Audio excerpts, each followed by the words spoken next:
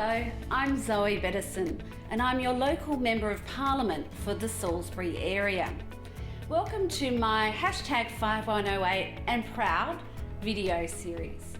Today we're going to be talking to the Salisbury and Districts Historical Society. What they do as volunteers is record our history and display the memories of the past. I'm really delighted to have Des Brown with me today, who is the president of the society. So Des, tell me a little bit about the Historical Society and the work that they do.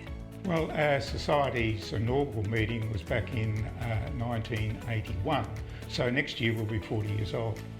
Our constitution details quite extensively the function, but to put it simply, I think, is to keep alive the history of Salisbury. So when we think about the achievements of the society, what stands out for you?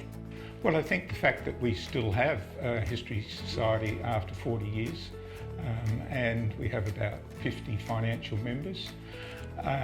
During our existence, we have published 5 books of various aspects on the history of Salisbury. We also realise that a picture is worth more than 1,000 words, so we have scanned in some 3,000 photographs now, historical photographs of the area, and we make them available on our Flickr account.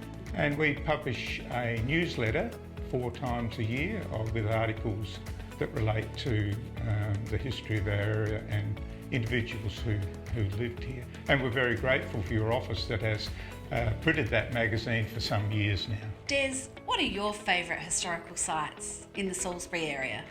One would be the Waterwheel Museum. It was built about 1984, and it was built specifically to house the water wheel that was resurrected out of a hole in the ground by a joint project of the Rotary Club, the Council and the Historical Society.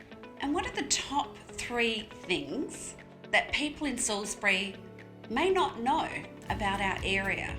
Well, firstly, I think that Salisbury is over 170 years old. It originated from area of the old, what we now know as the Old Spot, and the Little Paralowie River. Second one may be that Salisbury provided all of the oranges for South Australia's requirements for over 100 years. The third one would be Ruby Davies, who was born in Salisbury in 1883 and became the first woman to attain a doctorate of music in Australia. We also run a walk around Salisbury to the historical sites during History Month, and we make it available to any community groups or schools that may request a look around.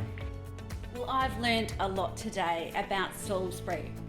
Can I thank Des for the time that he spent with me to tell us about the Salisbury and District Historical Society, and I want to thank all the volunteers who've contributed their time over nearly 40 years to record and display the history of Salisbury.